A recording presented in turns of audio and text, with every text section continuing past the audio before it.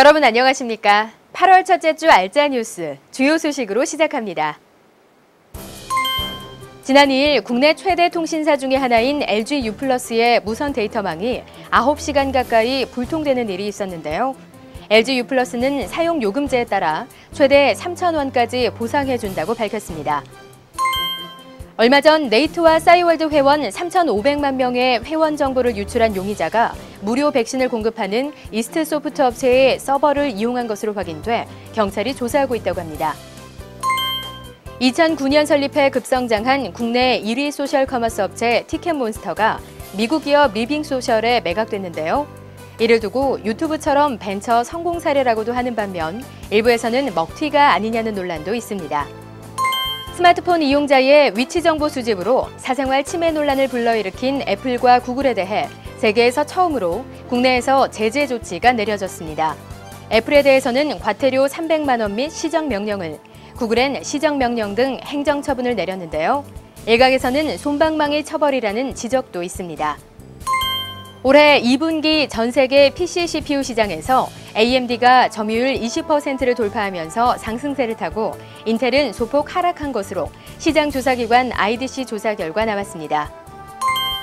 일본이 유사시 우리 땅 독도에 해상 자위대를 파견하겠다는 내부 방침을 정한 사실이 알려지면서 누리꾼들이 트위터나 페이스북 등을 통해 관련 내용에 대한 의견들을 실시간으로 공유하면서 온라인이 뜨겁습니다. 구글의 안드로이드 운영체제가 장착된 스마트폰 50만에서 100만 대 정도가 악성 코드에 감염됐을 것으로 추정된다고 모바일 보안 전문 업체 루가웃이 밝혔습니다. 얼마 전 한 변호사가 아이폰 위치 정보 수집으로 사생활을 침해당했다며 애플 측으로부터 위자료를 지급받은 후에 집단 소송이 본물을 이뤘는데요. 1차 집단 소송인단을 모집한 결과 2만 7천 명 이상이 참여한 것으로 집계됐다고 합니다. 중독성이 강해 악마의 게임이라 불리는 문명5에 한국 문명의 지도자로 세종대왕이 등장할 것이라고 합니다.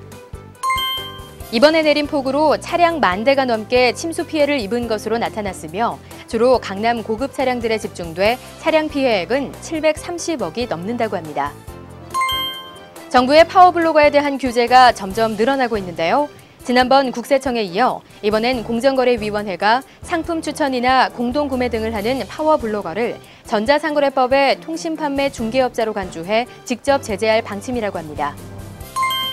KT는 4G 와이브로 무제한 요금제를 폐지하고 대신 약정 시에 최고 2만 원까지 할인해주는 등 신규 와이브로 요금제를 마련했으며 그동안 판촉 차원에서 모집했던 와이브로 무제한 요금제 신규 가입은 더 이상 받지 않는다고 밝혔습니다. 삼성전자의 갤럭시 S2가 출시 73일 만에 국내 개통 200만 대를 돌파했다고 합니다. 전작 갤럭시 S의 경우 144일이나 걸렸는데 갤럭시 S2는 그 절반밖에 안 걸렸네요. 김미영 팀장이라는 대출 스팸 문자 메시지 한 번쯤 받아보셨을 텐데요. 지난 2일 서울중앙지검에 진범이 검거됐습니다. 무등록 대부 중개업을 하는 30대 남자라고 합니다. 휴가철임에도 불구하고 고물가의 폭우까지 이어지자 온라인 쇼핑몰을 통해 도심에서 휴가를 즐길 수 있는 호텔이나 레지던스 구매율이 작년에 비해 크게 늘어났다고 합니다. 해외 화제입니다. 리투아니아 한 도시에서 자전거 도로에 불법 주차한 벤츠 차량을 시장이 직접 탱크에 올라타서 짓밟은 사건이 이번 주 인터넷의 화제입니다.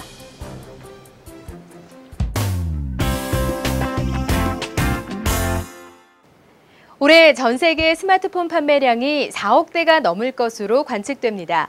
우리나라에서의 스마트폰 판매량도 2천만 대 이상이 될 것으로 예상하고 있는데요. 그만큼 스마트폰 기본 운영체제의 경쟁도 치열해질 것으로 보입니다. 자세한 소식 이진 기자가 전합니다. 스마트폰 운영체제 시장 경쟁이 갈수록 치열해지고 있습니다. 구글의 안드로이드와 애플의 iOS 점유율이 크게 상승한 가운데 MS와 노키아가 고전하고 있습니다. 올해 2분기 판매된 스마트폰은 안드로이드가 5천여만 대, 애플이 2천여만 대, 노키아가 1,600여만 대, 림이 1,400만 대였습니다.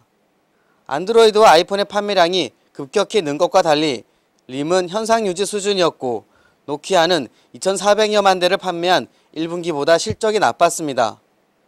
윈도우 폰의 판매량은 150만 대에 불과했습니다. 운영체제 시장에서 고전을 인지한 MS와 노키아는 올 초 전략적 제휴를 맺고 상생의 기틀을 마련하겠다고 했지만 양사 간 협력에 따른 단말기는 출시되지 않은 상황입니다. 물론 MS와 노키아가 협력의 끈을 놓은 것은 아닙니다. MS는 윈도우 폰 7의 새로운 버전 망고를 통해 시장 점유율을 끌어올릴 것으로 전망하고 있으나 쉽지 않아 보입니다.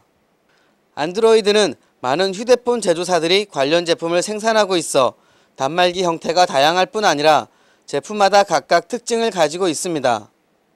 사진 촬영이나 SNS 등에 특화된 제품이 있는가 하면 높은 성능에 집중한 단말기도 있습니다. 판매사가 많다 보니 전 세계 판매량도 높습니다. 그러나 애플리케이션이 부족한 점은 여전히 아쉽습니다. iOS는 아이폰이나 아이패드 등 애플 제품에 채택된 운영체제입니다.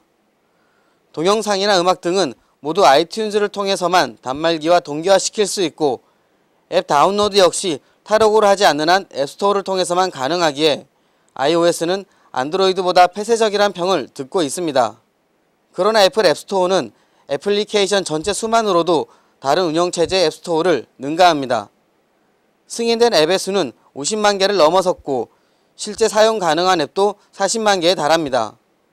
조만간 iOS5와 더불어 신형 아이폰5가 출시를 앞두고 있는 만큼 하반기 시장 점유율은 늘어날 것으로 예상합니다. 이와는 대조적으로 MS 진영은 암울한 시기를 보내고 있습니다. MS는 윈도우 폰 7을 내놓으며 SNS와 멀티미디어 기능을 특화시켜 시장 점유율 확대를 모색했는데요. 결과는 참패였습니다. 지난 분기 시장 점유율이 1%대로 떨어져 회생이 가능하겠냐는 불안한 전망도 나오고 있습니다. 물론 노키아와 연계한 스마트폰이 출시된다면 분위기가 조금 달라지겠지만 안드로이드와 iOS 진영의 상승세를 감안하면 쉽지 않습니다. 안드로이드와 iOS의 양자 구도가 형성된 스마트폰 운영체제 시장. 고전을 면치 못하는 마이크로소프트가 망고로 과연 얼마나 힘을 발휘할 수 있을지 귀추가 주목됩니다. 미디어잇 이진입니다.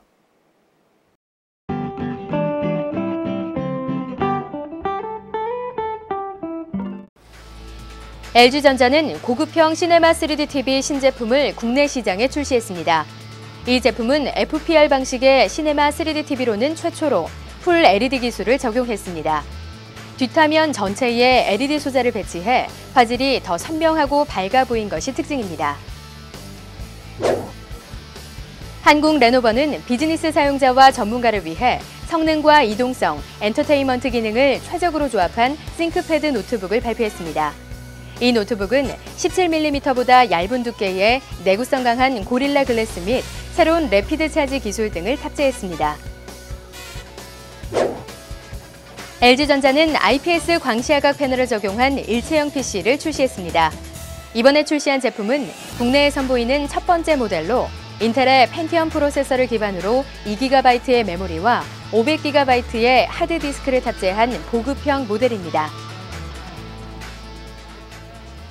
네, 알짜 뉴스는 오늘을 마지막으로 더 좋은 모습을 보여드리기 위해 잠시 재정비하는 시간을 가지려고 합니다. 알짜 뉴스는 지난 2008년 1월 시작해서 햇수로는 4년 동안 IT 관련해서 알찬 소식들만 전해드리고자 노력했는데요. 그동안 보내주신 관심과 깊은 성원에 진심으로 감사의 말씀 드립니다. 앞으로 더 좋은 모습 보여드리기 위해 노력하겠다는 약속드리면서 이만 물러가겠습니다. 여러분 고맙습니다.